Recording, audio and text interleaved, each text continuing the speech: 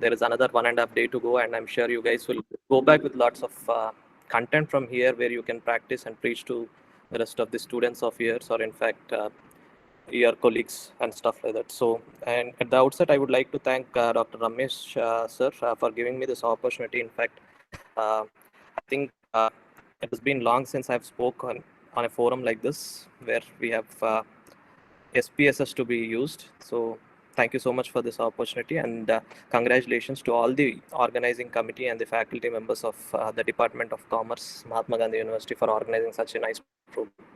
So having said this, today we are going to talk about two important concepts in the areas of statistics.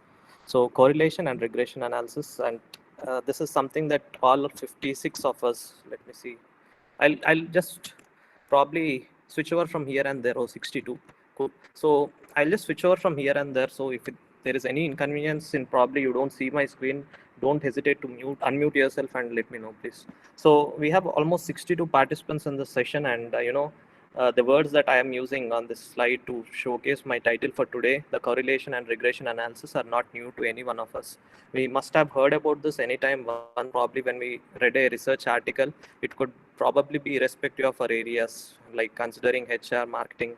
I'm assuming that all of us are from the business research areas only. Yes, sir. Yeah, thank you. So we have heard about all these terms called correlation and regression at least once in a research article that we have seen. You could probably see in A category or A star category journal paper, but I'm pretty sure in your career of research or in your career of teaching, you must have come across these terms. And I'm also sure that you guys have had opportunities to work on this on different platforms. Could not be SPSS, but it could be several other platforms like Stata, Excel, or in fact even R as well. And there could be few of you who must have already had hands-on on regression and correlation just for the sake of your research. There are several articles you could probably see, because the most important element of our research is to study the relation between the variables, and we have been doing that since a long time. And correlation and regression have not been replaceable. In fact, they have been irreplaceable over the fact of time, and they have been applicable in several areas of research. It could probably be operations, or it could probably be finance. I mean, I have seen there are several financial econometric models that have come out, but still regression has its role to play. And then, I mean, in a short, I should say it's a powerful model which would probably explain the relation between the variables that we want to. So today it is all about relation, guys. Today afternoon, probably for the next 1.5 hours, we are going to talk about relations. And tomorrow, I think you will also have to bear with me for another 1.5 hours, where we'll be talking about cluster analysis, another interesting and powerful technique in the areas of statistics. And in fact, I can also consider it to be machine learning. So we'll talk too much about it. And to precisely give you a context of myself, probably if you are looking at the camera or probably at the video of mine, I try to resemble to this emoji that is on the left. So this is what I try to do in some of my classes to make sure that I'm at least engaging you for a couple of slides. So today the goal is to talk about two things, just two things. We will see correlation and regression. And the hint that I would like to give you at this moment is, by itself, correlation and regression are great concepts. They have lots of history. There are several methods that probably are there in each of these techniques. So the hint and disclosure statement that I could make today is, we will focus too much on hands-on, and we'll talk too much less theory that is pertaining to regression specifically.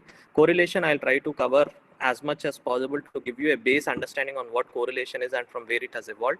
And regression, I will not be talking too much about the sum of squared errors, and I'll be not talking too much about how the coefficients are calculated, but we'll give you the concept of regression, and then we'll directly move on to the SPSS hands-on. So at this moment, I would also like to affirm or confirm saying that you have 3 data sets with you. All of you have 3 data sets with you. So we'll be working on those 3 data sets in the next 1 hour after the half an hour of theory that we speak. So this is in short what we are going to speak. And about me, I think Madam has just given a good brief introduction about me. In fact, I have joined NIT Warangal 8 months back, or in fact 7 months back. Before that, I was working for an organization called Invite Insights, and I was there for approximately 5 years. And I think that's about me. In fact, I worked there as a senior data scientist. My role typically was to work with analytical models, statistics, and then machine learning. So that's my role there. And before that, I did my PhD in NIT Warangal only in the area of marketing. And that too specifically, if you ask me, we used neural network based models, or the deep learning that you call in the today's fancy world. So we used neural network models because we don't believe that consumer behavior is linear enough. It has to definitely be non-linear. It is proven over the fact.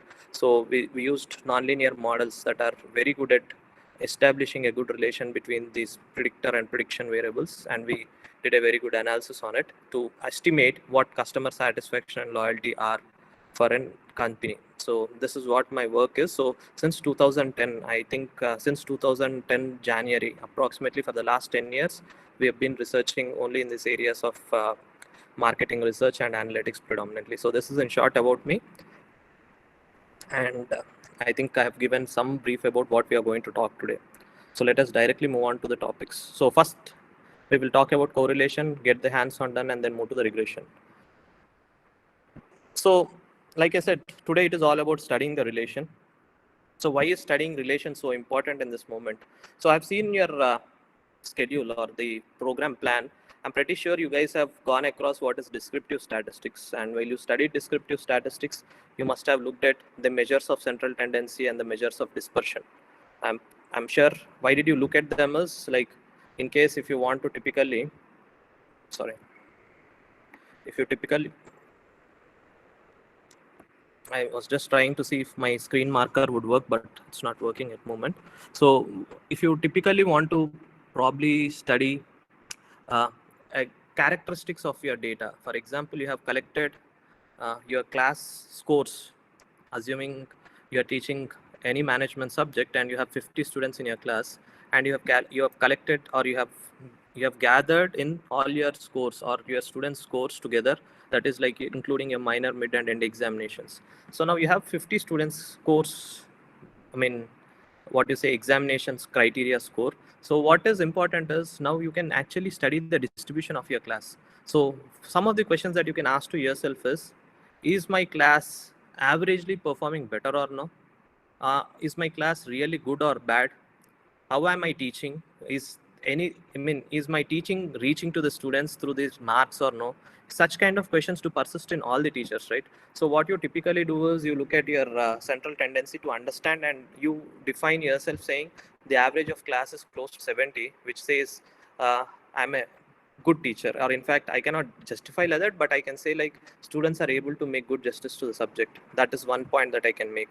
And if the standard deviation or the dispersion of the data is too big, I could probably say students are of different nature in my class. So some of them are getting too good marks, some of them are getting too bad marks. So this is two. So such kind of inferences I can get from a single data, single data column or a single data variable, which is probably marks for 50 students. If you want to do this simple analysis, you might probably have to do lots of calculations, but SPSS has given some great tools on, like, descriptive statistics is one and chart builder is two, with which you can do a normal distribution and see how your class is distributed and stuff like that. So you have done a lots of study on what univariate analysis is, typically the central tendency and then the dispersion. Dispersion is in simple language called the spread. Central tendency you are quite aware of.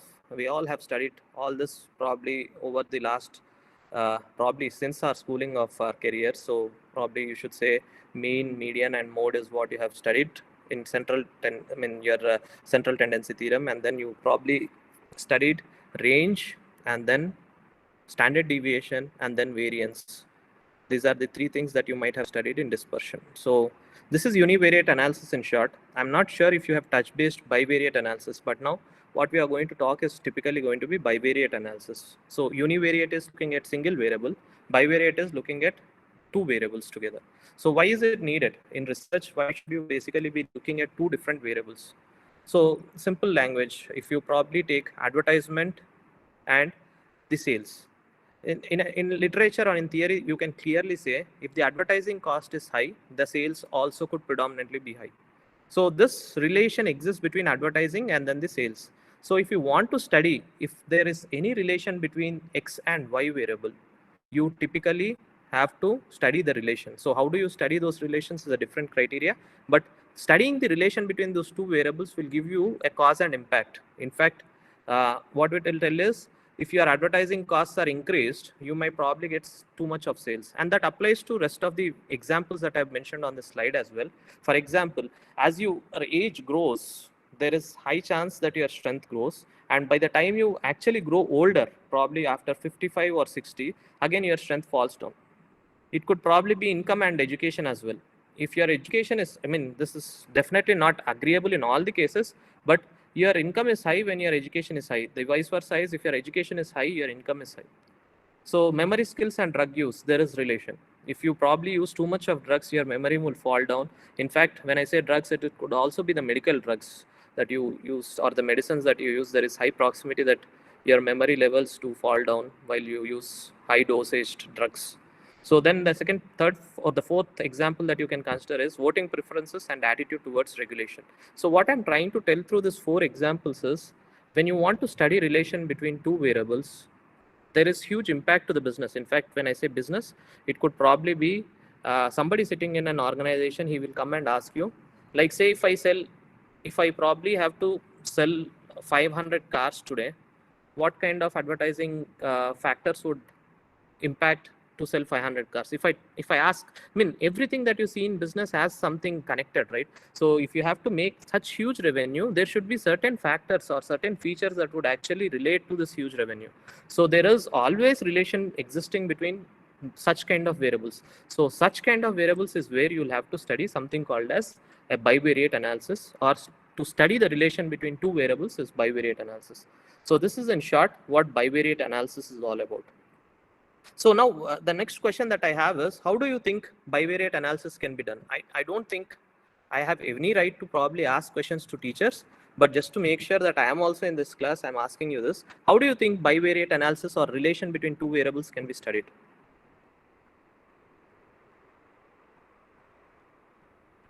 Am I there?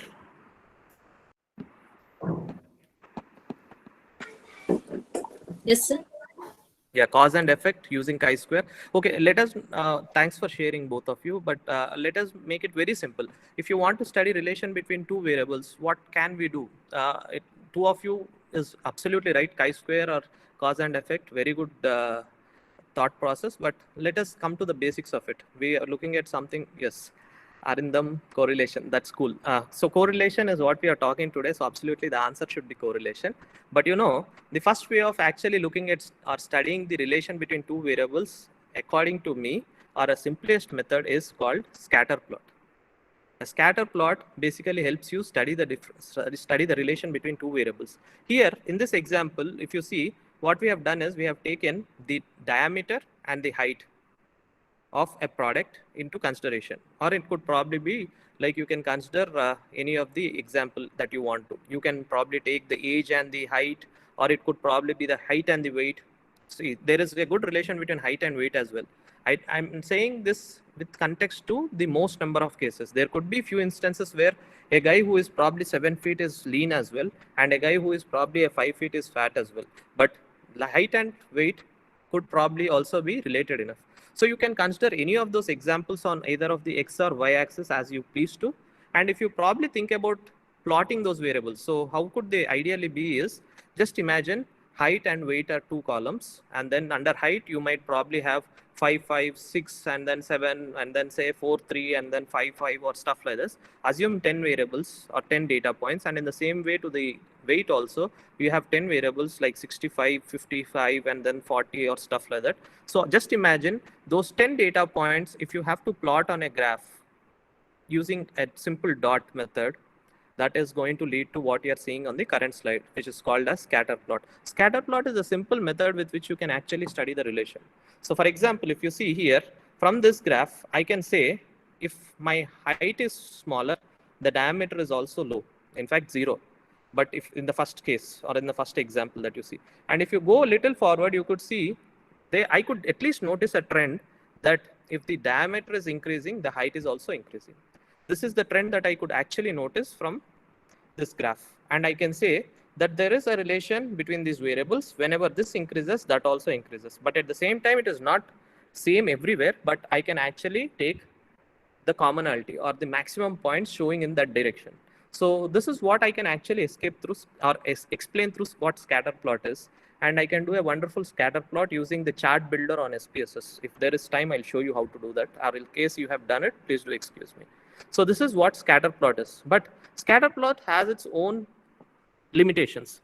This graph is quite evident. Height and diameter, probably when it increases, the other also is increasing. It is great.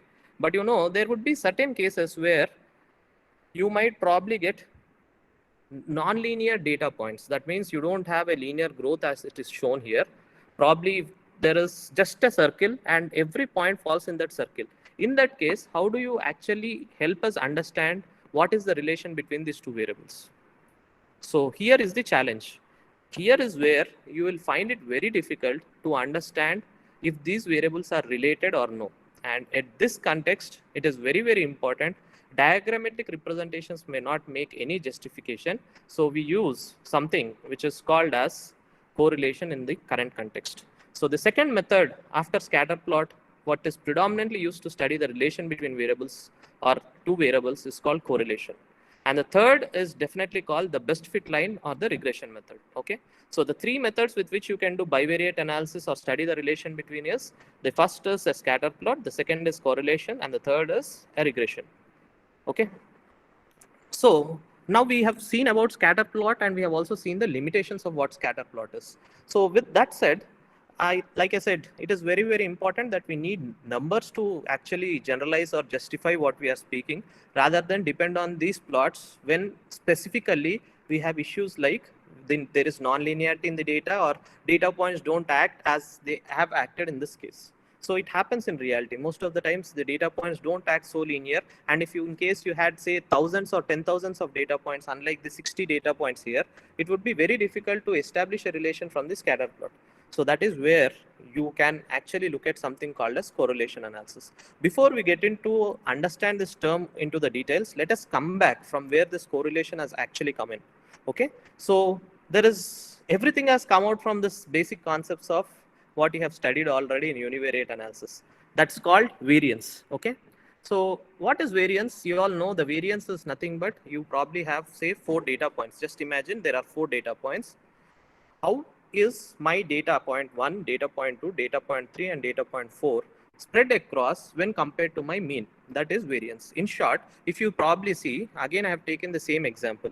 See, the number of advertisements that I probably share and the number of people who buy based on the advertisements. For example, if I share 5 advertisements on day, is the sale of my product increasing or no? This is what I wanted to study through this example. And I have a simple plot plotted on this. So what you could see is, you could see -3, -2, -1, +2, +4 on the top with an orange line in between. This orange line seems to be my average value or the mean value. And from my mean value, how are my data points actually varying? That is what I'm trying to show. And in the same way, for advertising also, what I'm trying to do is I'm trying to show my mid or average line here, and I'm trying to show how they are actually meaning or varying. So from this graph, what is evident is when the packets are reducing by -3, the advertisement is reduced by -0.4, the packets are also reducing.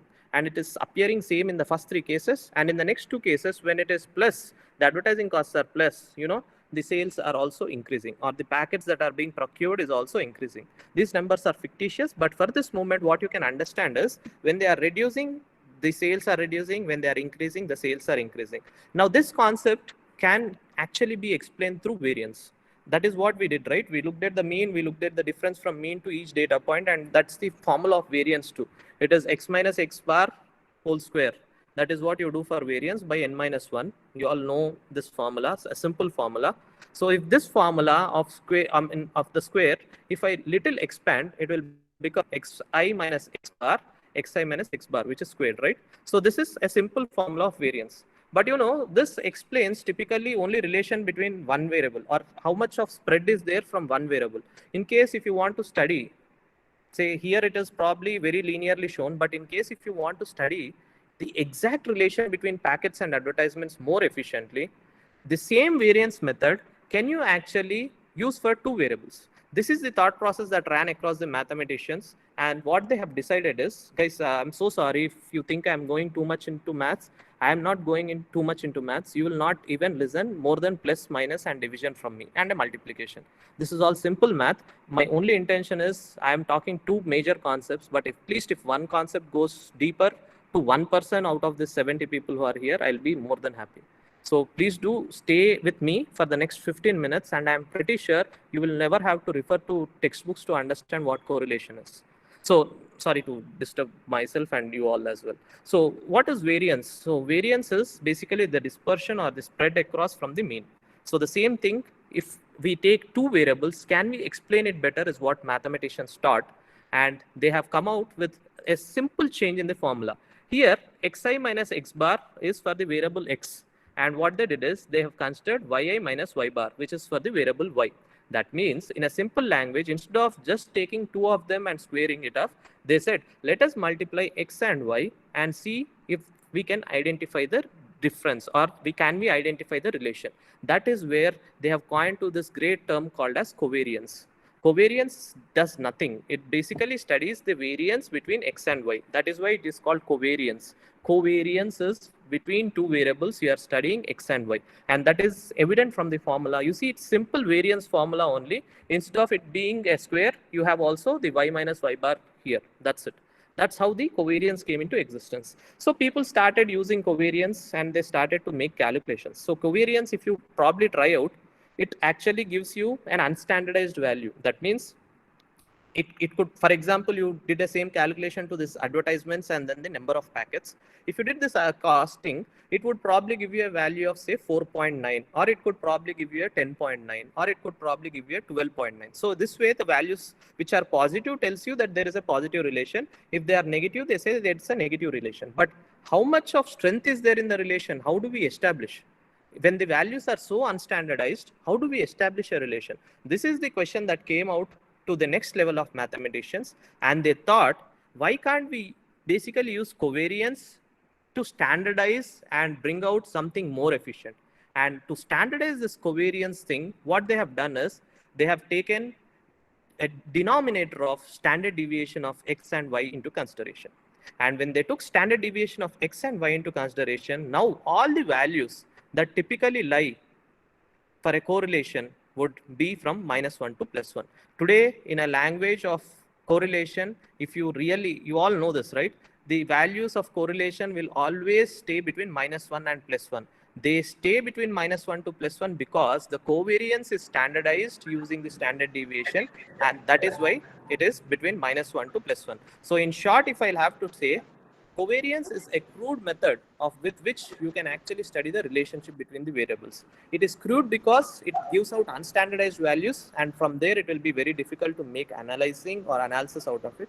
So we typically started to calculate R. Here R is a representation of correlation factor, and it basically, the formula is this. It is simple. In simple language, you might probably have to remember, right? XY, sigma XY minus X minus Y1 by, and then n minus 1 x sx xy. This is a very difficult way of remembering formula. So my suggestion is just get the crux of it. So first point is it existed from variance, and variance from variance covariance existed, from covariance correlation existed.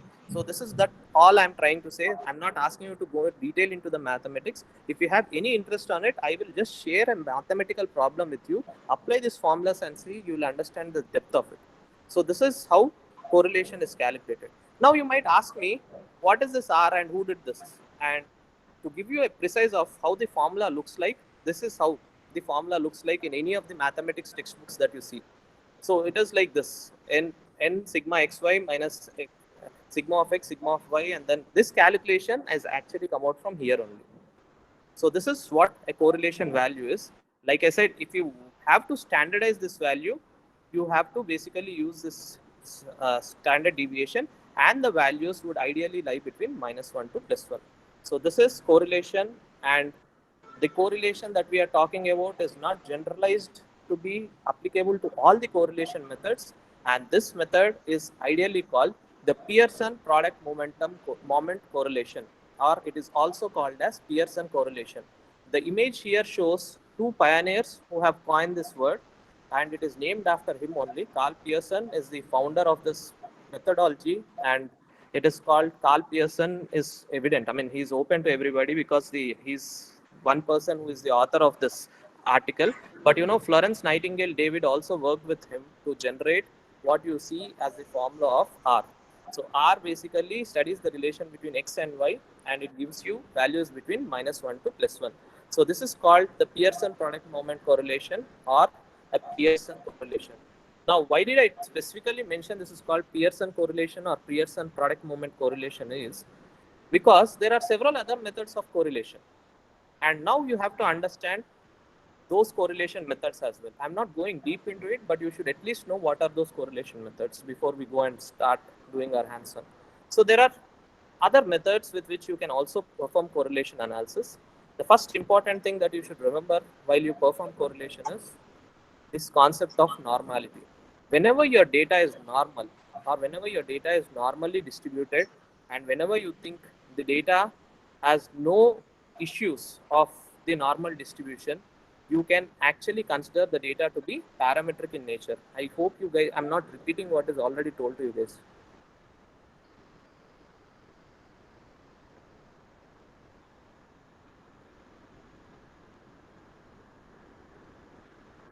Okay, so there are a couple of things. One thing that I was told is to go very slow. Second thing, difference between correlation and causation. Sonal ma'am, you'll get it by the end of the session. So what should I do? So should I be repeating what I spoke about? I'm so sorry, I saw it late. You can go ahead, sir. Okay, I'll just...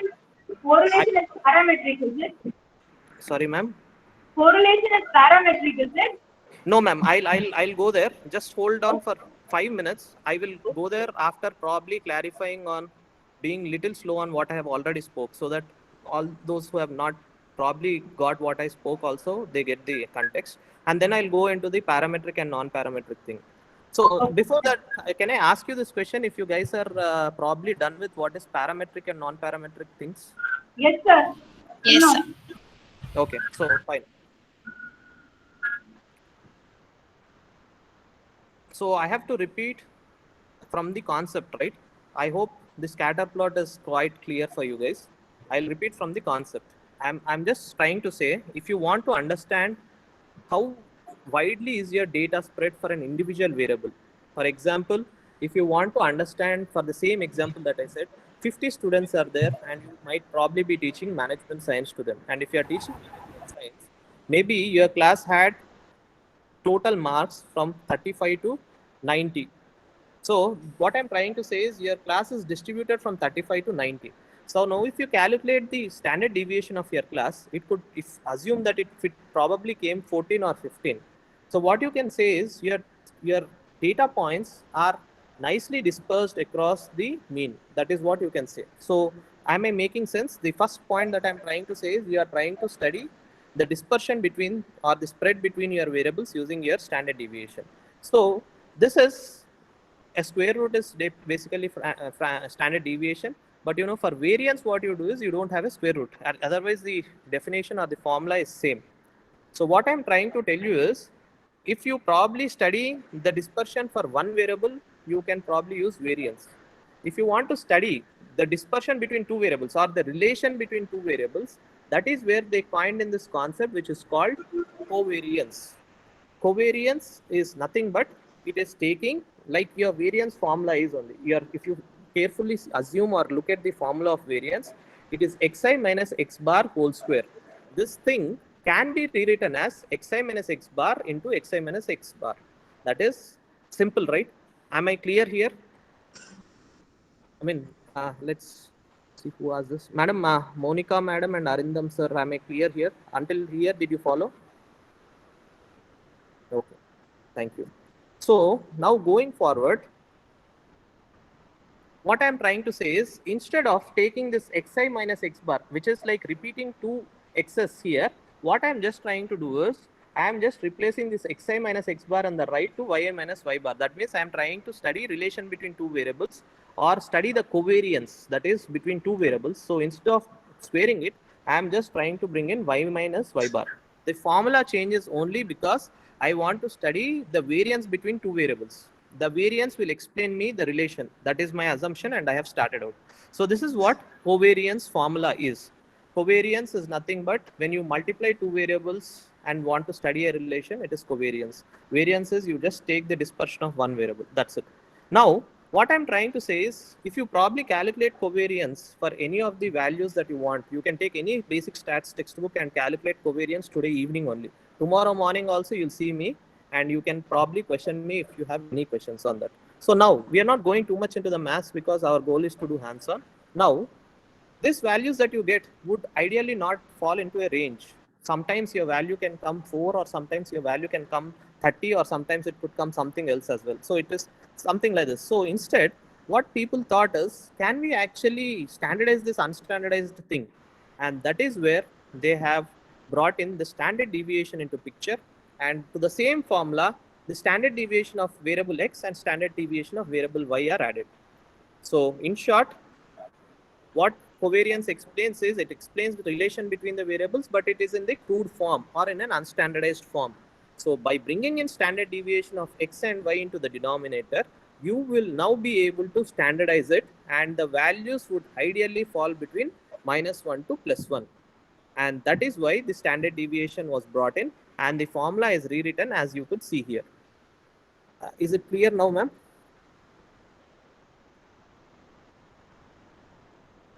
Okay, thank you. And if there is anything, you please stop me. You have every right. It is not that I'm finishing syllabus and you have a right to probably write a test on this. How much we will finish that only. But everyone should know what I'm speaking. So covariance is unstandardized form and correlation is standardized form. Exactly, ma'am. And how do you standardize it? You standardize it by bringing in your standard deviation. Okay? Standard deviation of your two variables, because you are studying the relation between two variables. Thank you. Okay. Okay. And you also asked me about parametric, that I'll be talking in a minute. And anyways, this slide is absolutely just the theoretical background behind it to let you know that correlation is calculated by different people in different ways. And this is calculated by Carl Pearson and Florence Nightingale David. And the method is this. What you're seeing is contributed by Carl Pearson. This is a popular paper. Even today, you can get this paper online.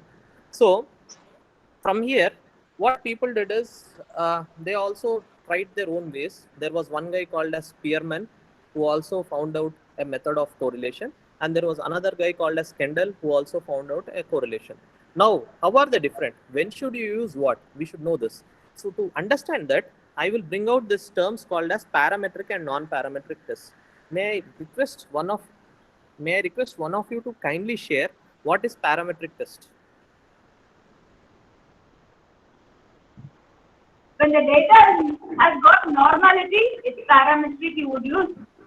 Okay. And when the data is... Correct, ma'am. Correct. So, yes, sir. Upendra, sir, you're also right. When the data is normally distributed in a simple language, how do you know if your data is not normally distributed? In SPSS, you have several methods to do that. The first method is you probably plot the PP and QQ plots. The second method is rightly pointed out by Arvindam, sir. It is histogram.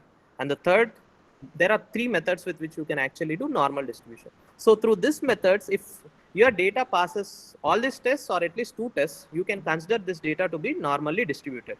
So for normally distributed data, we typically, yes, bell curve is absolutely correct. So to normally distributed data, so when you plot histogram, you should get a bell curve. Ideally bell curve or closer by bell curve.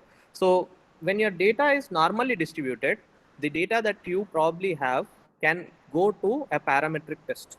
When your data is not normally distributed, that means your data is not following a bell curve or your data is not following a normal distribution. It is advised that you follow non-parametric tests.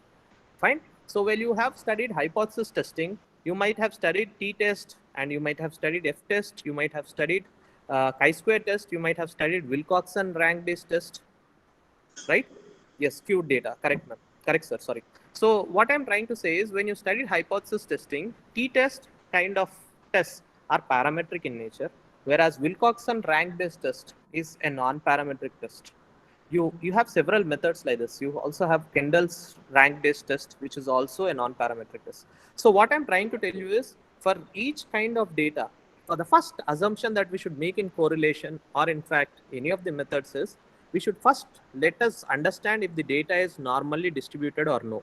If the data is normally distributed, we should be using parametric based correlation analysis. Otherwise, we have to use non-parametric based correlation analysis. Now, what is parametric based correlation analysis? The Pearson method that you just saw on how it is calculated, the R, is basically useful for the parametric based data, or the data that is normally distributed. You can use Pearson method.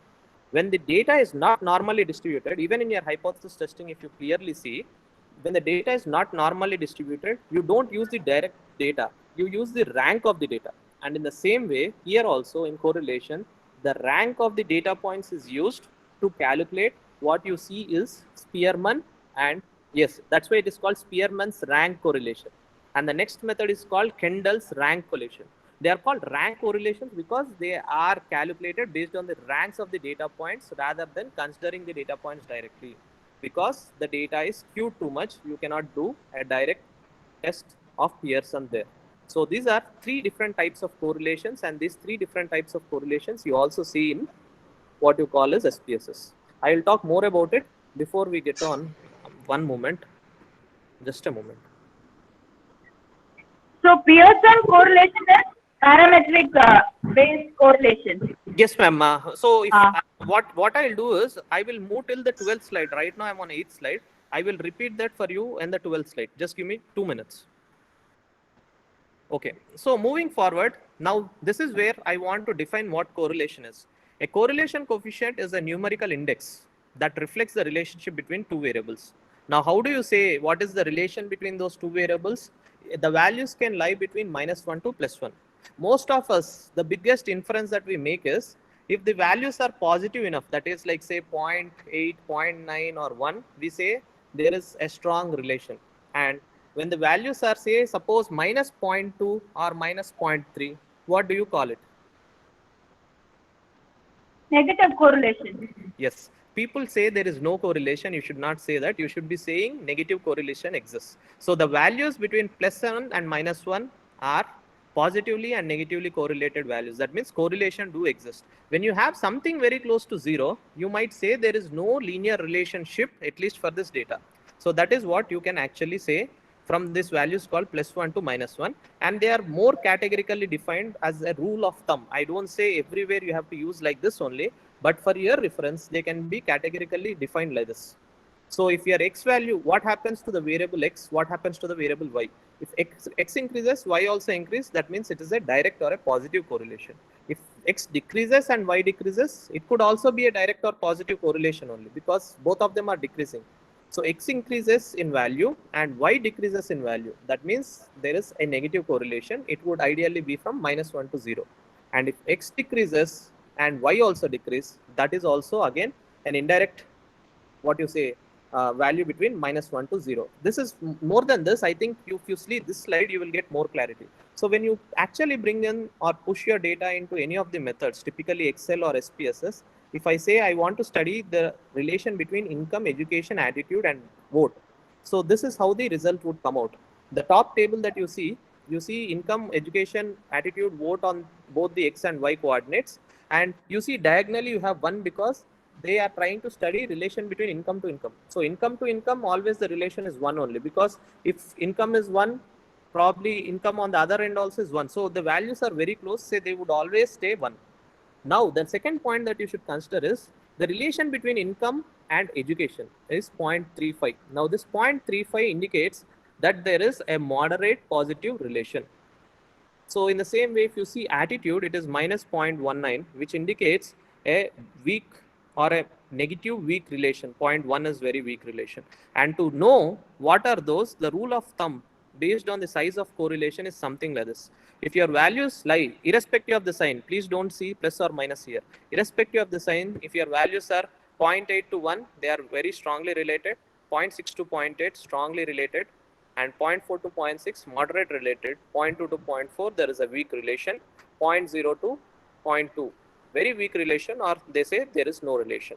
So this is how correlation values would actually come out or would creep out even in SPSS as well. While we do a small problem, you will get more clarity on it. Like I said, the method that we saw right now is Pearson's correlation, but you know there are several other methods, and these are the two methods which are also part of correlation, and these methods are predominantly used for non-parametric data. Non-parametric data is nothing but when the data is not normally distributed, you call it non-parametric in nature, and you have to use non-parametric based tests only. So how you use in hypothesis testing parametric tests only for normally distributed data. Here also, when your data is normally distributed, you should only be using Pearson method. When your data is not normally distributed, you should be using Spearman's rank-based correlation or the Kendall's rank-based correlation. So this is in short what correlation is to me. So to summarize, how do you actually work on correlation irrespective of the tool that you use, SPSS or no? The first thing that you'll have to do is do certain assumptions. The assumptions are nothing but you'll have to see if there is linearity or normality in the data. These are the two assumptions that you make. How do you do that? Like you guys rightly expressed, the PPQQ plots and the histograms will tell you. And if this test is passed, you can ideally do Pearson method. If the test is not passed, you could probably do Spearman or Kendall-Stowe based method. So this is how correlation happens in any case. Now, the most important aspect that you should understand, which I thought I'll talk about when we speak regression, but since the question came out, I would like to talk about it. How is causation different from correlation? Okay, so correlation is like, I'll give you a simple example. Say my mother uses a mobile phone. Okay, my mother uses a mobile phone and she uses a okay, I'll answer to it, sir. So my mother uses a mobile phone and she uses a Samsung Galaxy. Okay, I'll talk about it now. So when she uses a Samsung Galaxy, very suddenly, very probably since the last 10 days, her phone is not probably working well.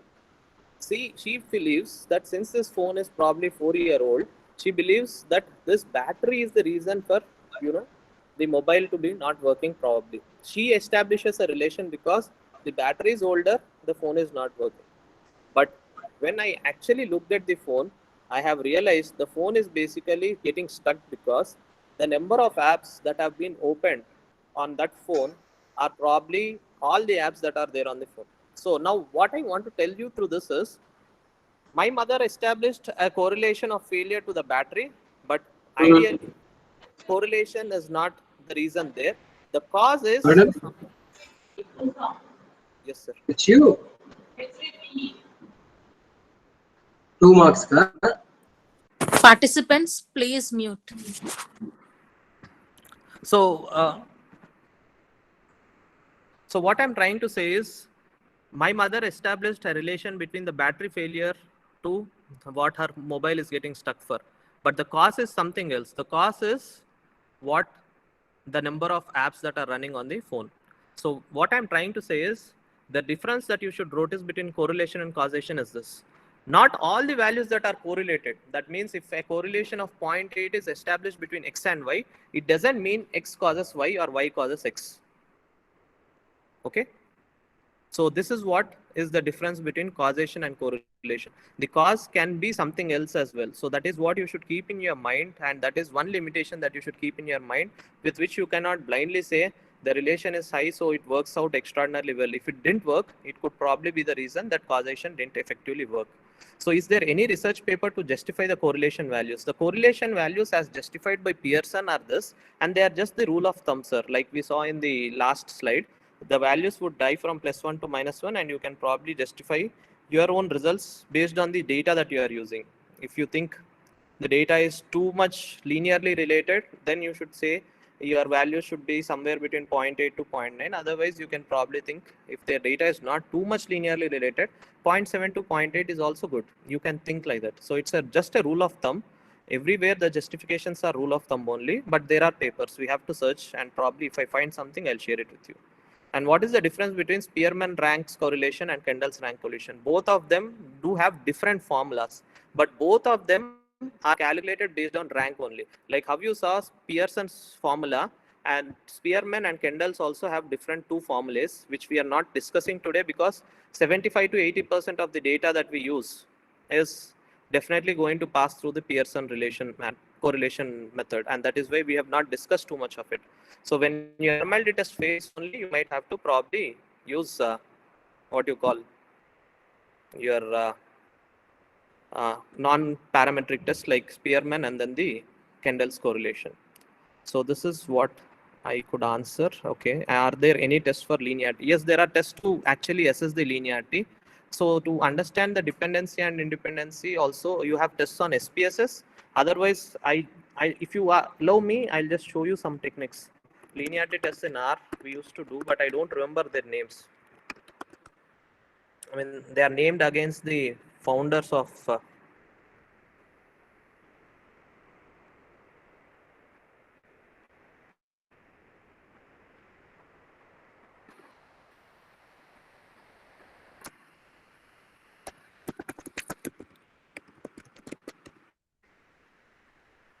okay, this I'll probably talk about it, ma'am. I'll just check and get back to you, Anupa, ma'am.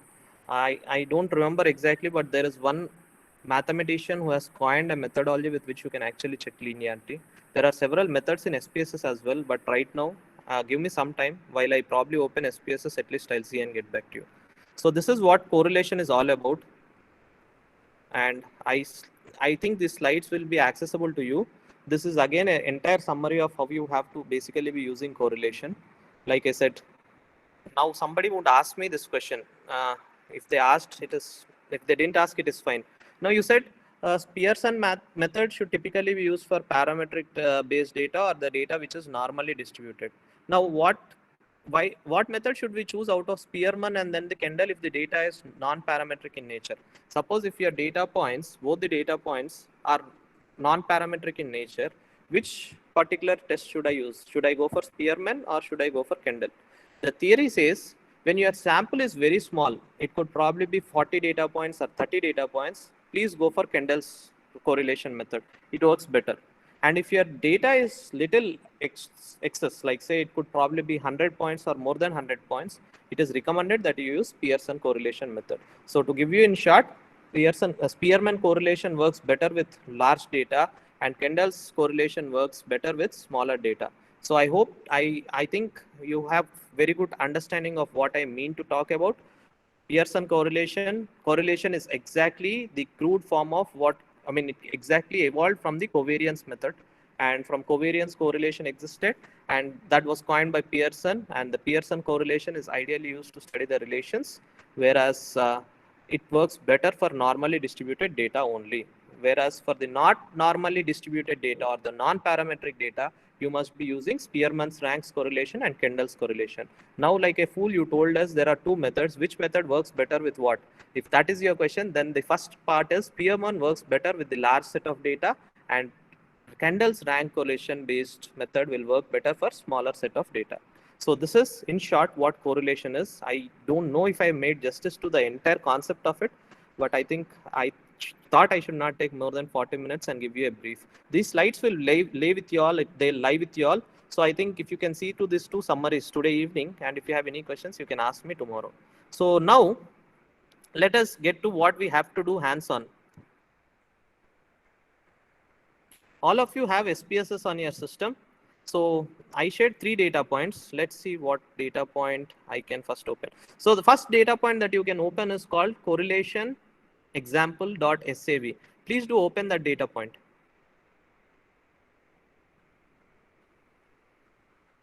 Are we, I'm so sorry if it is, I mean, how does it work? We do together, right? Hands-on is not like I only show hands-on and you probably listen to me, right?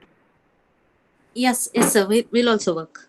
Okay, then thanks, ma'am. So I shared, in fact, I shared as in Dr. Ramesh sir shared probably 3 data files with you. One was called correlation example, and then other was called another correlation example. Then the third one was called regression example.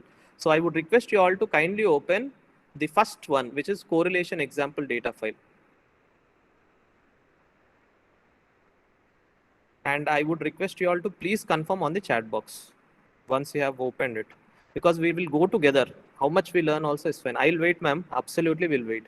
I have nothing to do today afternoon. That's why I came in the afternoon. Not that you probably hurry on anything. We will do slowly. We will do it together. Take your time, but please confirm.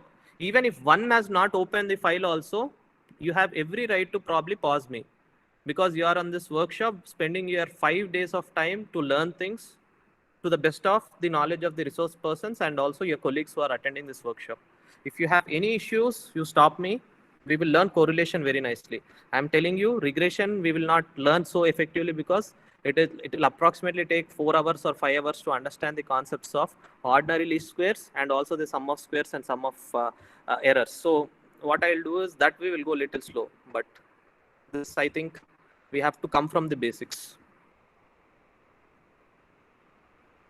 Opened is fine, but if somebody has not opened, I'll wait.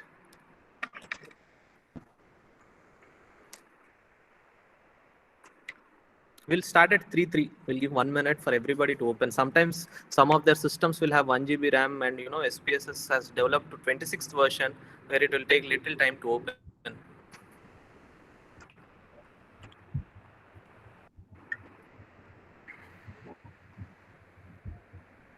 Is it exam and homework file, sir? Data file? I'm so sorry, I was drinking water. Can you please repeat, sir? Is that the exam and homework file? Okay, yes, homework, correct. The file has Yes. 2 variables, Thank exam score and then the homework score.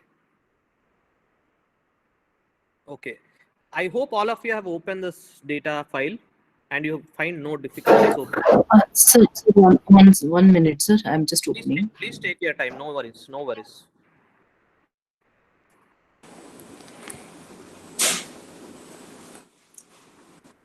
Excuse me, sir. Sorry to interrupt. Participant, worries. the attendance link has been shared. Please fill the attendance form. Thank you, sir. No worries, ma'am. So please fill the attendance form, and in case if you have opened the SPSS file already, please fill in the attendance link.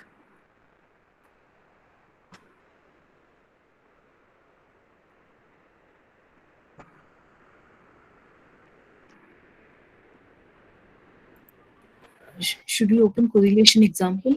Yes, ma'am. And that will have just 2 variables like it was just mentioned. You will have homework and then the marks. That's it. Yeah. Okay, sir. Okay. So just to emphasize the data points, once you open, they should look something like this. You'll just have 15 students' scores of their homework and then what they have scored in their exams. They are all fictitious. Don't assume this 108 is right here. If you want, you can even convert it to 100.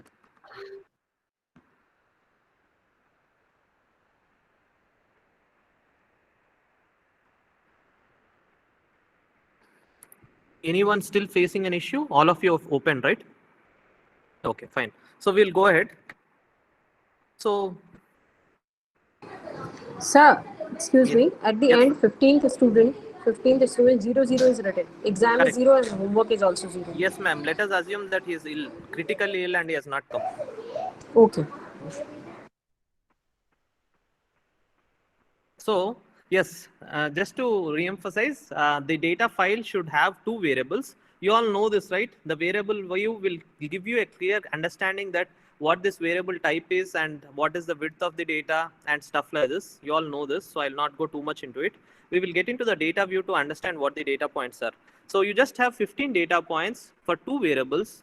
One is, I have given him 5 homeworks with 20 marks and he has done extraordinarily well. So what the next thing is, I have conducted an exam on 100 marks and this is the score that he has got. So what is my intention is, I'm feeling like if his homework for the 5 times are so consistently good, he should also get a good score. I'm saying there should be a relation that should establish between his homework score and exam score. This is the research problem statement, or in fact, I'll not call it a research problem statement, but this is a problem statement I have identified. Now I want to study if my guess is right or wrong. Okay, so the data here has only 2 data points. One is homework, one is exam 1. It has 15 data points and you have 2 variables, and homework is like you have 5 set of different homeworks given to the student and you are evaluating on 100 points, and then you have conducted an end exam. So for this 15 students, as a teacher, I've been thinking if his homework scores are great, his exam score also should be great. If it is not, why? I want to assess this. So I'm trying to study the relationship between the homeworks that I've been giving the students to the exam score. So this is the data and the problem. I hope the data is clear to you guys. It's not so complicated. So now let us directly move on to the step. So one question, shouldn't this be a scale and not nominal? Which one, ma'am? No, Uh, this is all nominal data, right? Because you can get anything as a continuous basis from 0 to 100. Okay, it's not categorical, right? No, So, absolutely not categorical, because So- categorical is something like male or female, or probably he's above average, below average. If you have such kind of categories, it is categorical in nature, and that is why you can probably call them in this case. yeah, sir, because this in variable view, it shows nominal. Yes, it's a nominal data only, because it shows nominal. Ah,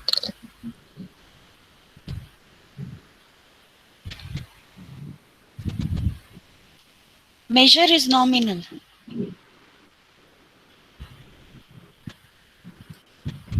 Okay, so if it is scale, we are saying this one. Yes, sir. Okay, ma'am, we'll just run this analysis and we'll see the difference also. Let it be as it is. Okay. So the point that I'm trying to say is, first I said I'll show you this. You all have done this chart builder, right? Chart builder. No, sir. Yes. No, sir. No. Okay, if you have not done, chart builder is a new tool in UC SPSS. New as in from 21 or 22 it is there. So with this, what you can do is you'll have all the chart options in the bottom and you can choose what chart you want to. So in my case, if I want to do a scatter plot, I can click on scatter plot and I'll get all the options of scatter plot. And if I hover across any of the plot, I can know what I want to. Simple scatter or simple scatter with fit line or grouped scatter, what do I want? If I say I just want simple scatter, just hold the click button there and push it onto this main chart bar. Now here, it is evident that you have a simple scatter for exam 1 by homework. So now what should be your x-axis and what should be your y-axis? You have to define it to the system. Probably. Sir, how we have reached to this chart preview? How? Sorry, how did you? So how we have reached to Okay, this how did chart we reach there? preview? Cool. Okay. Yes. You have graphs here, right, ma'am? On the top. Yes. You have or no? You have, right? After analyze, you have something called as graphs. Okay. Okay. Yes. And then click on chart builder. Okay. And then thank you. pull your sheet here and then let the system know what has to be X and what has to be homework. Okay. Once it is known what is exam and homework, just give a click on OK. And this is how your scatter plot should look like. Most of the students got this. One question that was asked is one got 0 and 0 somewhere here, and rest of them are all here. So this is how scatter plot works, and this is simple, and you can apply to all the other graphs as well, ma'am. If you want histograms, or you want bar plots, or you want lines, or area plots, or pie, anything, box plot, you can do very good outlier analysis using box plot. So you can use any of this using this chart builder. It's a good tool on SPSS. Just drag and drop and it works very fine. Now, but the most important thing is to understand correlation. So here, when you click on correlate, there are several things here. So the first is bivariate, which studies the relation between two variables. There are other methods like distances, which works predominantly well when you have ordinal scales. Ordinal scales are categorical in nature. When you probably have a control variable, I want to study relation between two variables with a control variable in consideration, that is partial correlations. You have one chapter called partial correlations even before you study regression. But for us, the goal is to look at bivariate. Give a click on bivariate. Okay. Once you give a click on bivariate, this is how your home or your window should look like. It will have by default a tick on Pearson, and it will have by default the test of significance to be two-tailed, and it will have a tick on flag significant correlations. This is how it looks like. So what I will do is I want relation between homework and exam. So I click on homework and I push it there. I give a click on exam and I push it there. So now both of them are the variables that I want my system of SPSS to study. If you all remember, I said correlation coefficients can be calculated using Pearson method, Kendall's method, and Spearman method. So here, let us, for now, I have not done the normality test, but for now, I know pretty well that this data is not so specifically normally distributed, but on a short category, it looks normally distributed only. I know. So with that assumption, what I'm doing is I'm using a Pearson method and a two-tailed test method. So having said this, if I really want to know the mean and standard deviation of the data also, I can give a click on it. If I want covariances, I can give a click on it.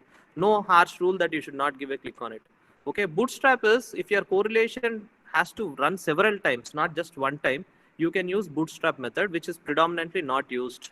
So this is the several options that are there on the correlation thing. I hope you all have dragged these 2 data points and give a click on these 2 things. Why you should give a click on two-tailed test is you will get the significance compared to the 2 variables on the, that's the significance, and the flag significant correlations. Why you should give a click, I'll tell you. So then after you have done this, give a click on OK. And once you give a click on OK, all that you will see is this table. I don't know why I didn't get mean and just a moment.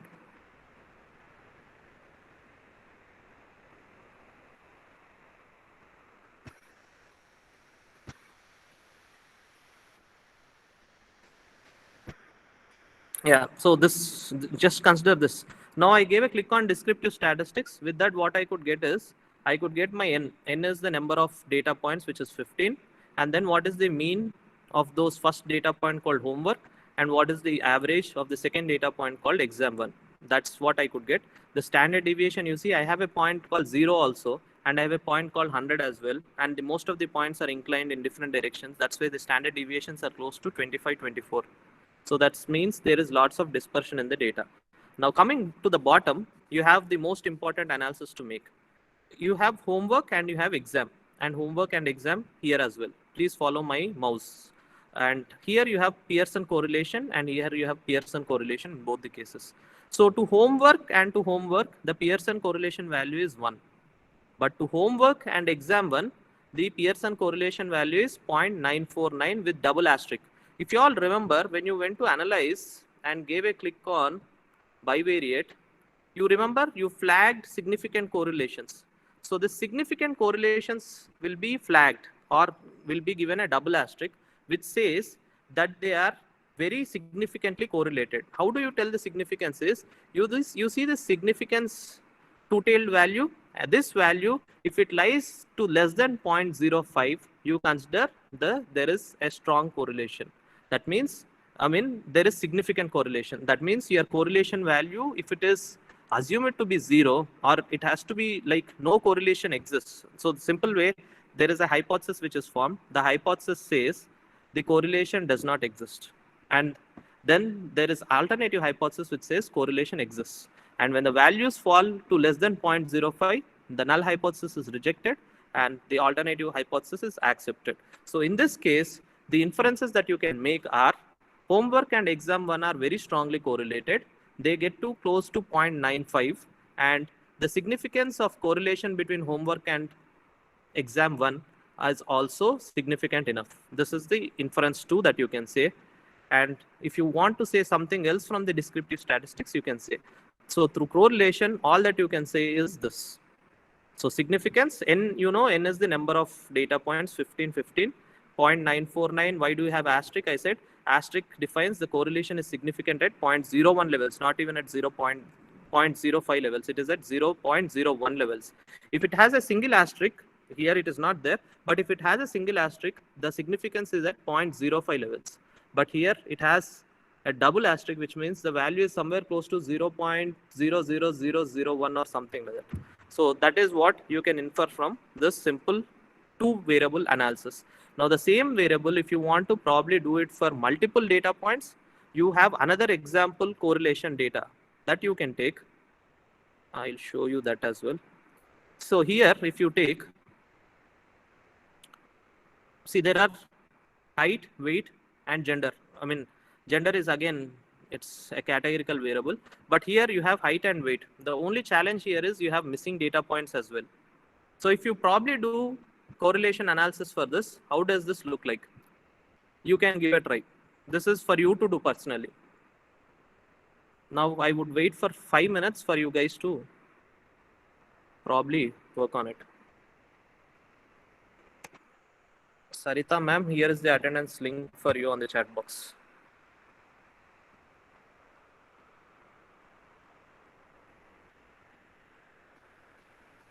You're all with me, right? I hope you guys are trying that another example. Oh, it is 3:15. I'm so sorry. I'm going very bad with the time.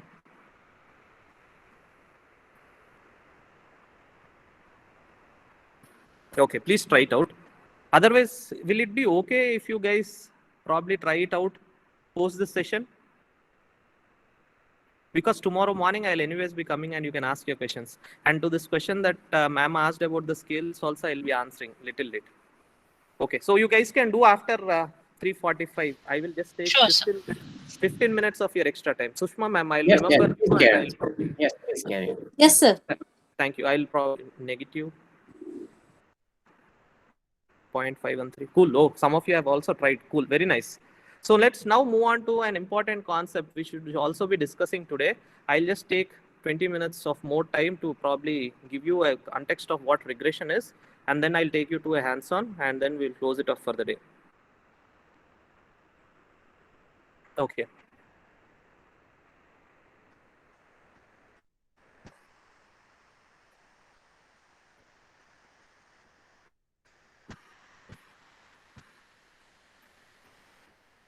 Now we are coming back to the same concept. I have used this data from HBR only. The source is very clearly there.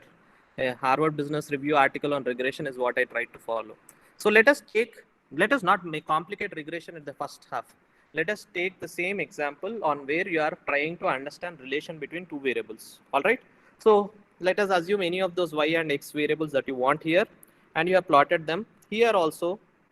If you see on a very naive way or in a very crude way, you can assess that if there is an increase, there is an increase, or if there is a decrease, there is a decrease. That you can tell, whatever are these x and y variables. So this is how you have plotted a scatter plot.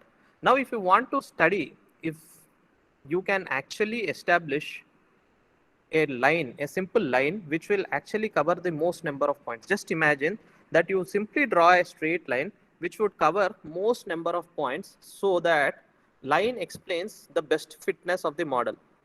So in simple way, if you have to plot that, it comes out to be something like this.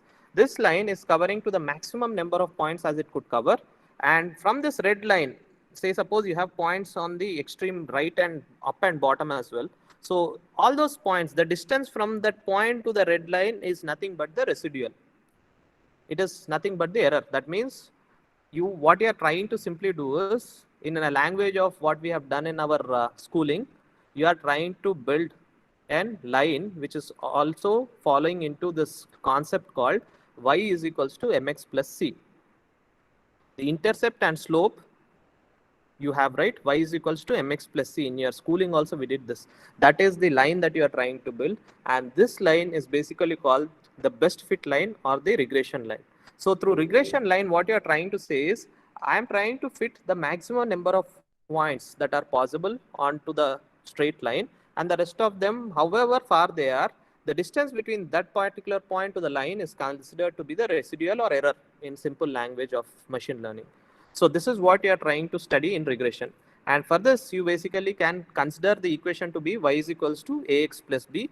A and b are considered to be coefficients, and coefficient of a, you have a formula, and coefficient of b, you have a formula. And all these days we have been doing this for simple linear regression. So this is how linear regression worked for us all these days. Now, but the challenge is, it is not always that you want to study relation between two variables. You might want to see, first fundamental thing that I would like to address is, regression answers two problems.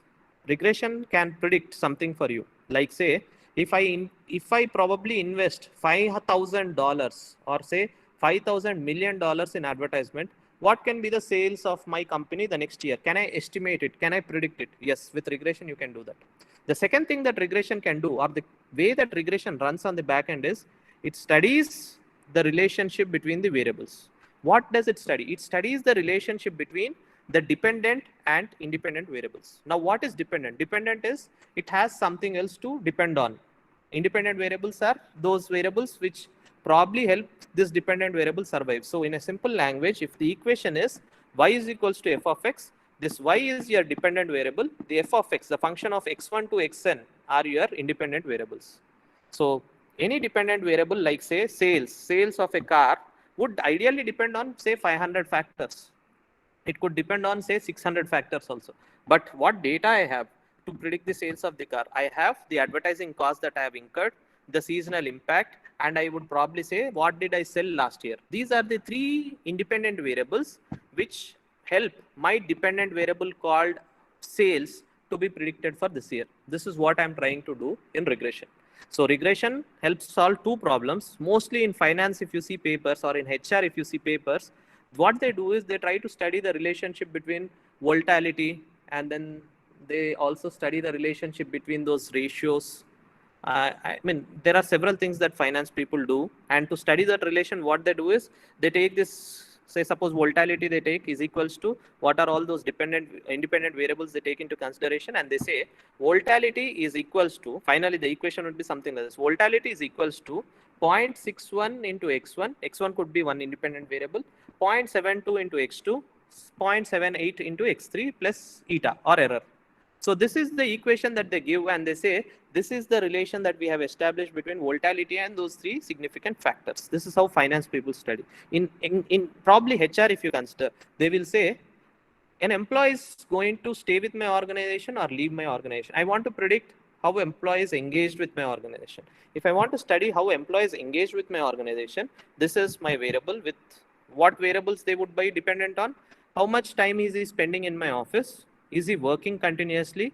Also, is he probably continuously motivated by himself or no? These factors, you know, you don't get data easily. But how can you calculate it? Is like, I have an interesting solution here. There is one company called KPMG. This is done for Wipro. What they did is they calculated the screensaver time of the computer that an employee is using.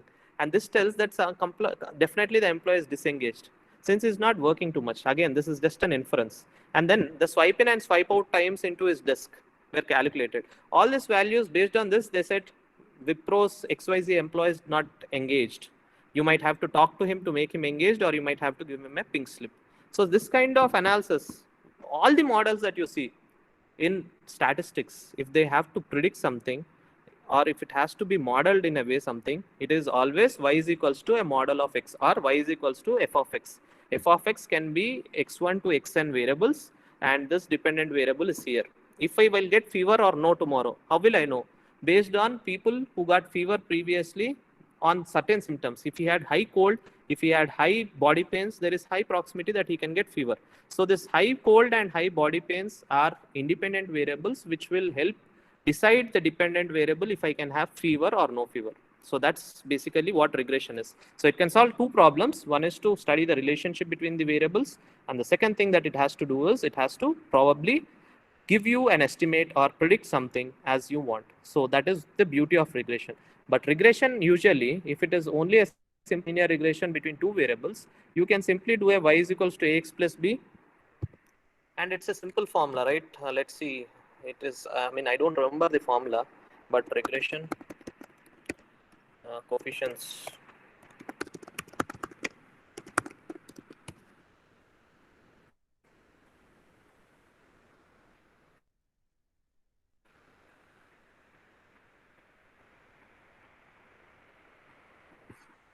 Yeah, see, for coefficient, let us assume the equation is y is equals to ax plus b. So for a, this is the formula. For b, this is the formula. So with this, you can simply solve a problem. And this you can do when you can actually plot a best fit line. Best fit line you can only plot when you have two-dimensional data. What if you have more than two data points? That means you have y is equals to, or say sales is equals to, I have the variables like revenue, I mean, I could probably say advertising, and I could also say probably I have Discount. Something like that, discount and last year's sales as well. So if I had three data points, now I can't plot them on a 2x2 or a simple XY dimensional bar chart, or sorry, XY dimensional chart. I have to go for a higher dimensional chart. For example, if I have to plot on a 3-dimensional, it would look something like this: advertising, and then number of plays per radio and sales that have established. This is on a 3-dimensional plot. But like in the example that I quoted, you have 4 variables. So for 4 dimensionals, again, you have to go into a higher dimensional plane to plot this. And the background that happens on us, it calculates the distance based on this method called as ordinary least squares.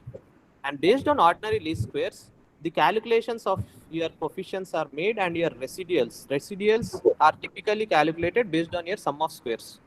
And based on your sum of squares, your total residuals are calculated and your residual values are obtained. So finally, while you probably want to do regression, you can use Excel or SPSS. What typically happens is if your values are more than 2 data points, this is how the distance calculations do happen, and you typically get your coefficients. The back end, this is how the regression equation looks like. And I think I just gave one graph plot with which you can actually plot regression. The beauty about regression is more than talking about mathematics of it, here also you have several assumptions to make.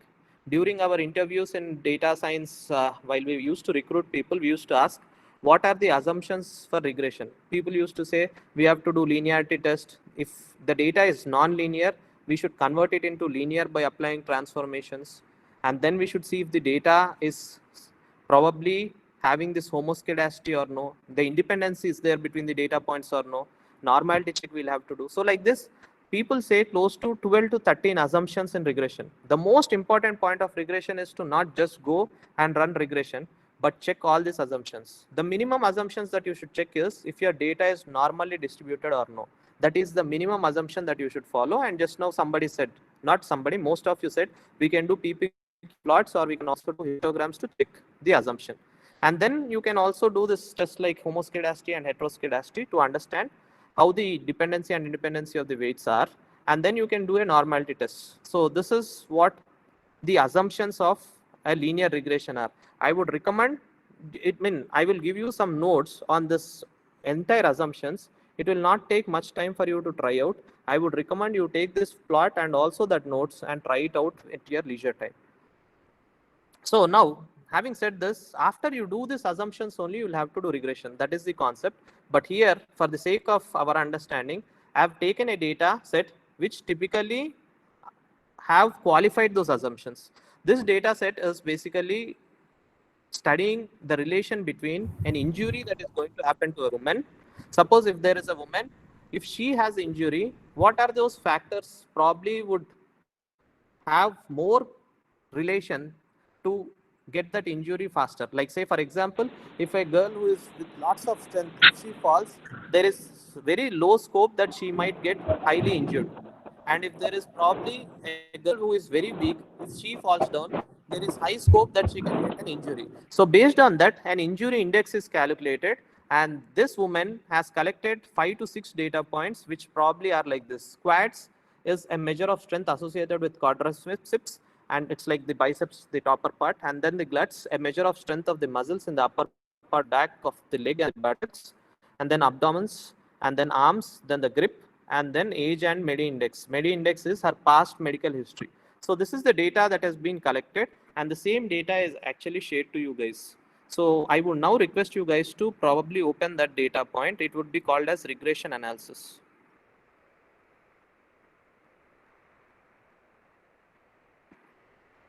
All of you kindly open that sheet.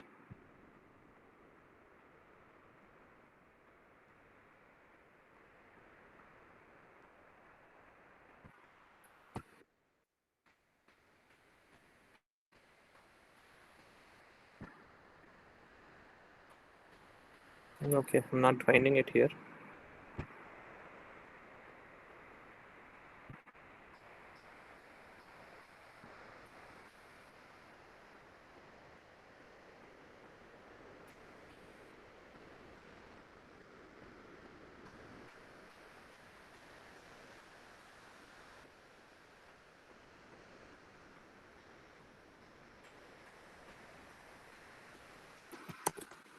This is the attendance link, the most important thing.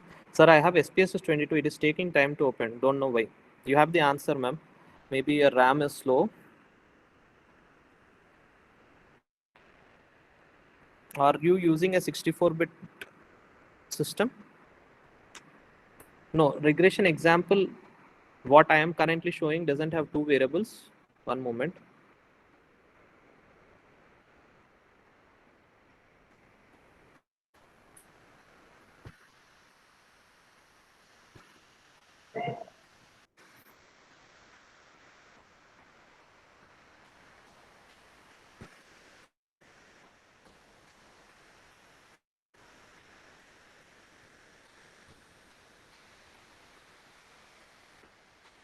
Yes, sir, it is two variables, Bobo and Peer. Sorry, what are the variables? Yes, Bobo, BOBO and PWR, Peer. Two variables. 1 second, sir. I went.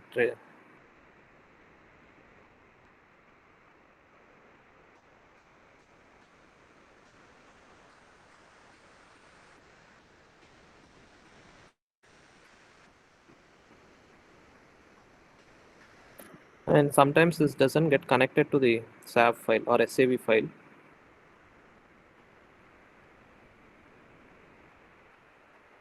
Well, this comes out, you guys know, right, how to convert this into Word file and stuff like that. You can export and you can convert it into Word file as you want. I mean, once you get output or the tables, it is important that you convert them into Word file. So you can actually go and click on it to get your Word file. Okay, so I'm not getting connected to it. Let me go and get the actual file.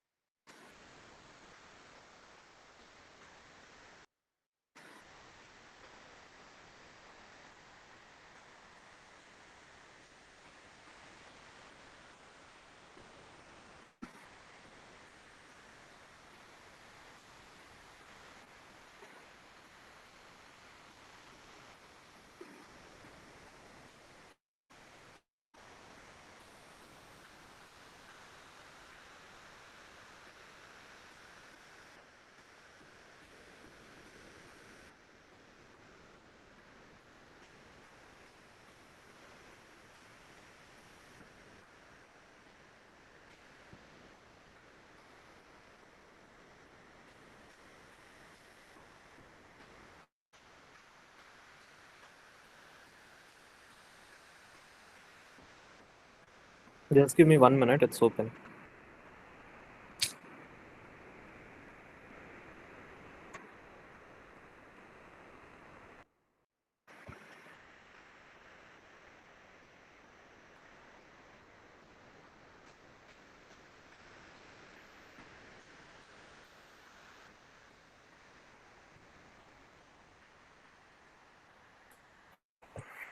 Anyways, there is some issue. I will try to open that data point and do this analysis tomorrow. But for now, let us take the same homework and exam thing and let us see if we can actually run regression and show on the same example. Let us consider your exam to be your y variable and homework to be your x. So what I'm trying to understand through this is, if my exam scores are low, it depends on my homework. So I'm trying to say that. So through that, I'm trying to analyze what regression is. So for that, you have something called as regression in analyze. Go to analyze and click on regression. And then after you click on regression, you give a click on what linear is, okay? Because we are trying to do something which is linear regression. So here it is very important you segregate and let the system know what should be your dependent variable and what should be your independent variables. Independent variables can be many as well. Right now we have only 2 variables, so we are doing it this way, okay? And after that, there are several things like statistics. If you want estimates, yes, estimates are Slow. A bit slow. Sorry, ma'am. A bit slow, you are saying. Okay. You are trying to do with me, right? Sir. Yes, sir. Yeah. Okay, I'm repeating, ma'am. Sorry. Yes, sir. Start again. Sir, can you please start again from the beginning? Yes, I'm starting, No. sir. So what I'm trying to do is I'm just taking. See, I'm not able to retrieve the file that I've shared to you, which I will try to do tomorrow morning. So what I'm trying to do is I'm trying to still use my correlation example data file to perform regression today. Okay, so what I'm trying to say is, like I said, y is equals to ax plus b. So y should be my dependent variable and x1 should be my independent variable here. So what I'm trying to formulate is my exam score. If he is getting high, it depends on my homework is what I'm trying to say. With this assumption made, what I'm trying to do is I'm trying to go into analyze again, like how I went previously, and then give a click on regression or hover across regression. Am I clear here? Until here? Yes, Yes, sir. Okay, Yes. Yes, sir. Then there are several estimates. I mean, see, you have probit regression, ordinal regression. All these are routine. I mean, not routine things to use. You have PLS based regression and stuff like that. But what we are trying to learn today is a simple multiple linear regression. So just give a click on linear. Okay. Until here, did I probably? Please explain method. Enter forwards, backwards, stepwise. The file which you shown is not with us. Bobo and Pierre.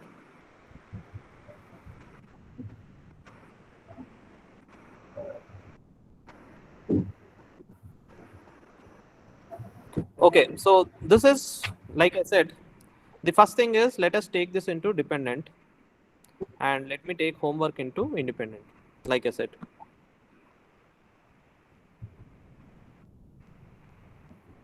Okay, so the next thing that you do is click on statistics. Click on statistics. And if you want this Durbin-Watson test it is basically the residuals test, which will tell us to understand, sorry. Yes, sir.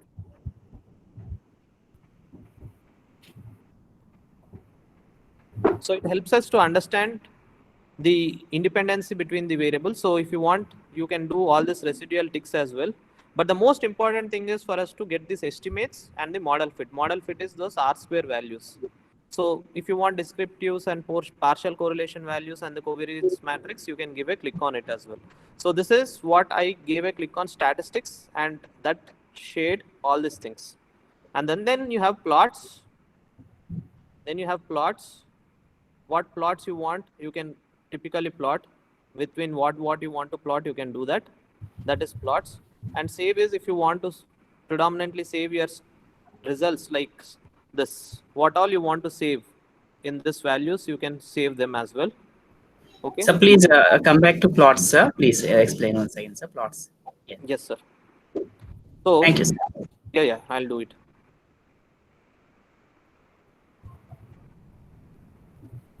So dependent.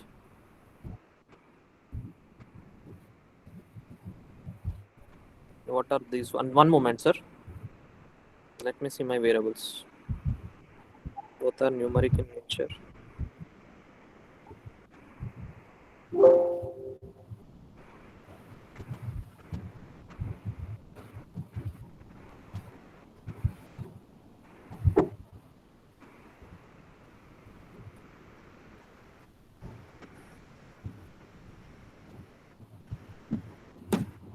So these are all residual plots. So what you want to?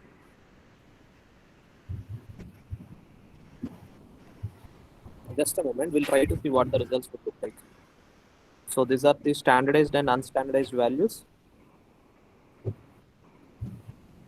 I think these values would work better if you have one more variable, sir. Where is this? Okay, you asked step forward and all that. That is here, right, sir? Stepwise, remove, backward, and forward. These are the methods that you want me to explain. Okay, I would do that. So my point is, sir, my suggestion on this is, if you guys are okay, what I would do is I will try to retrieve this lesson 33. It has 4 variables like I just explained. And if you guys are okay, can I do it tomorrow morning for 30 minutes and do clustering for 1 hour? Sorry, not this.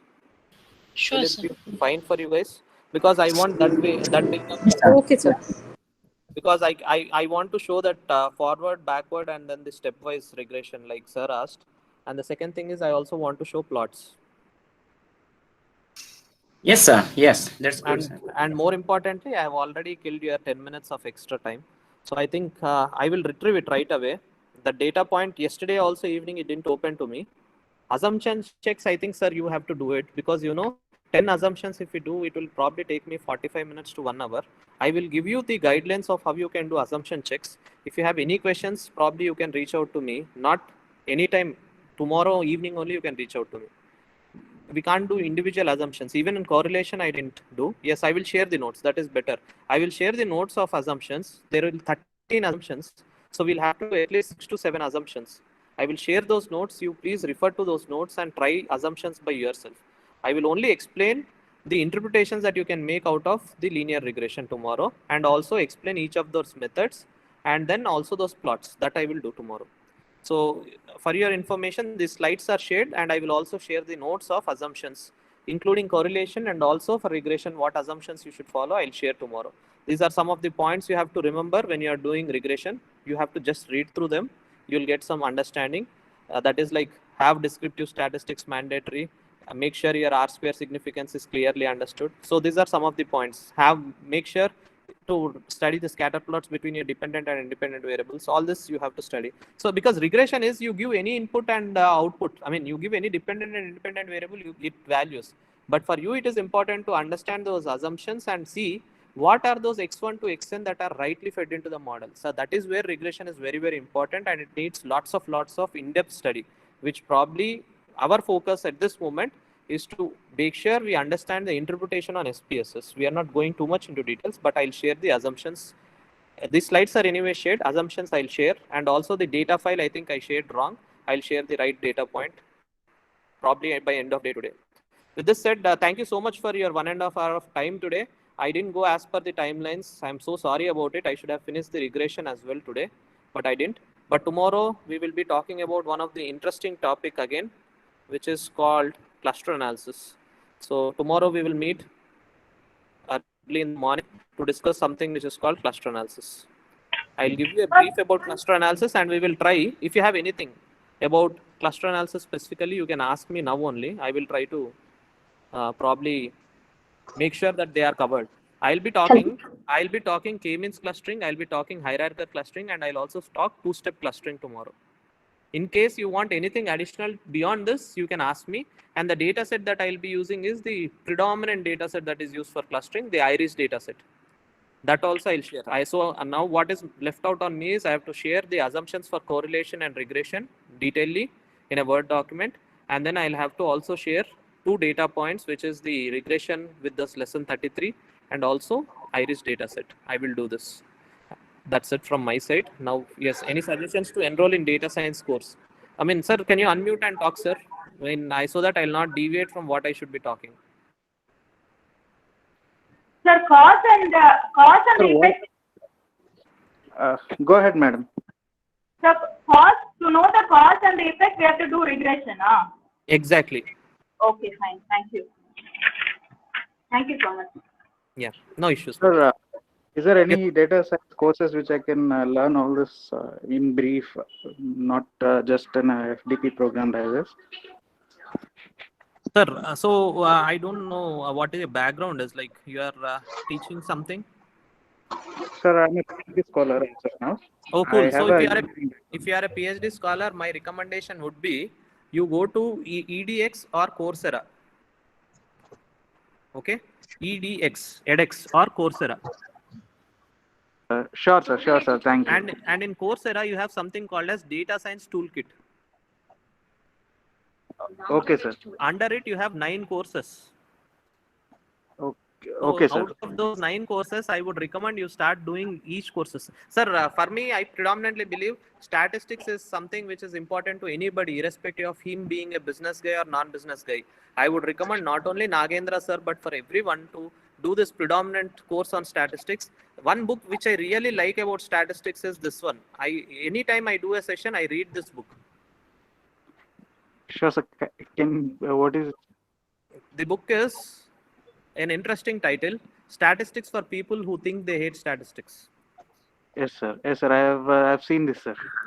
And then I also would recommend certain books on statistics if you are interested to read. So, sir, how is Andy Field?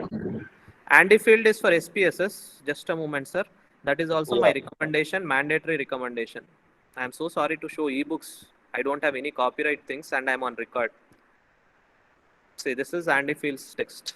We did a very recent workshop in January on statistics with SPSS, and all our participants were given this Andy Field textbook on behalf of NIT Warangal.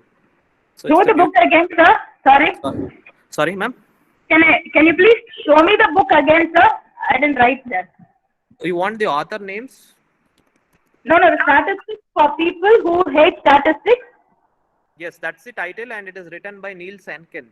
Let me show you. The other one?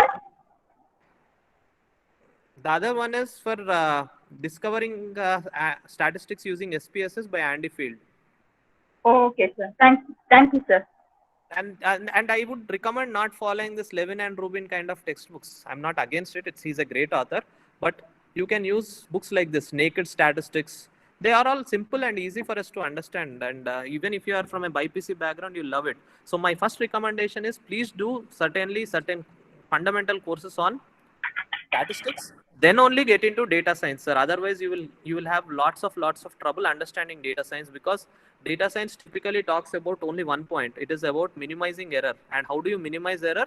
The fundamental way of minimizing error is you optimize the weights and make sure the error is minimized.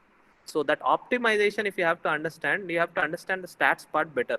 Sometimes some problems that I solved, I worked for a nuclear reactor organization for 6 months while I was working. And all the tests that I did was only chi-square test and t-test.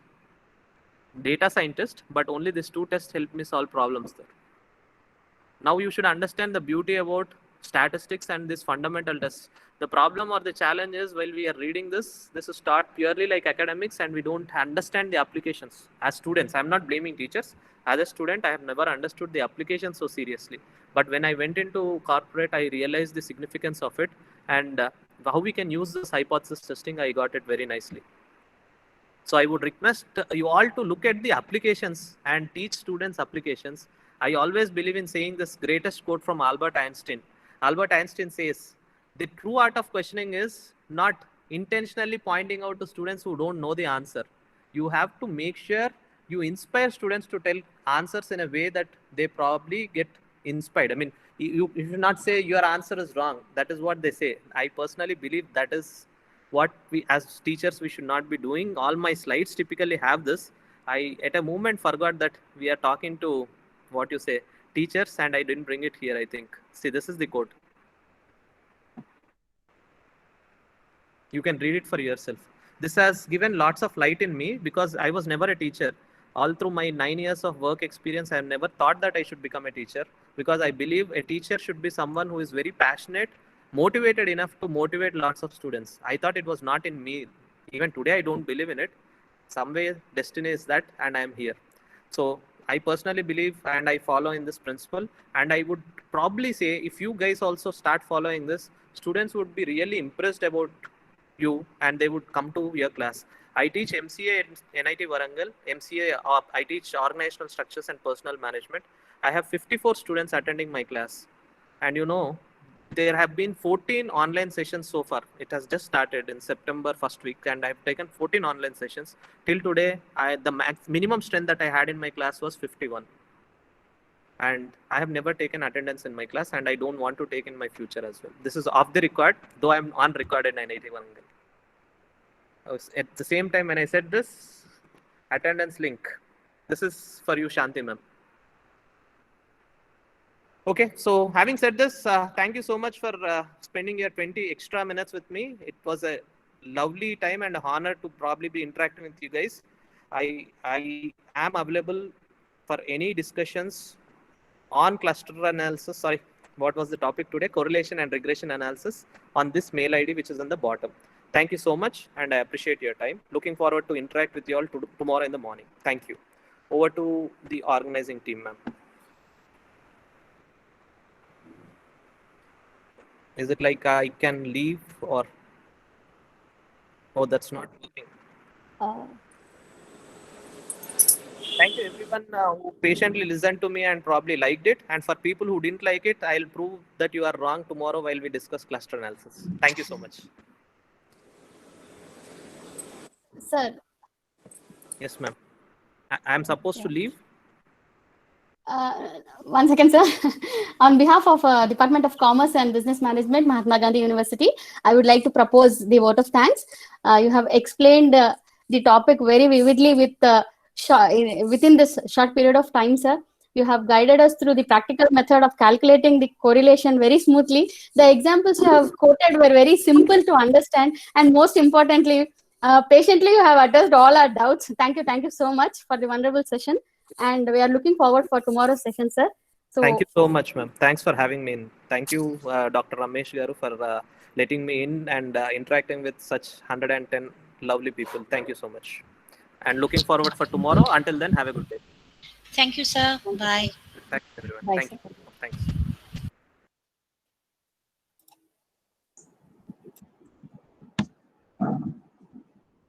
So, good evening, participants. Good evening, sir. So, like tomorrow, we will be starting at 9:30. I will be posting the link for MCQ in the chart itself. There will be about 25 questions. Half an hour time will be given. You need to answer them within half an hour. Still any doubts? No, sir. So syllabus up to today's sessions or? Today's session, sir. Till this time. Till this time. Whatever has been covered, it will be there. 30 minutes is fine, sir. 9:30 will be posted. MCQs. It is MCQ only. 25 questions, 30 minutes, fine.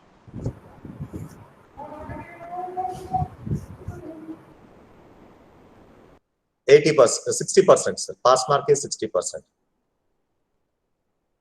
60%. 60%. For attendance, it is 80%. And this one is 60%.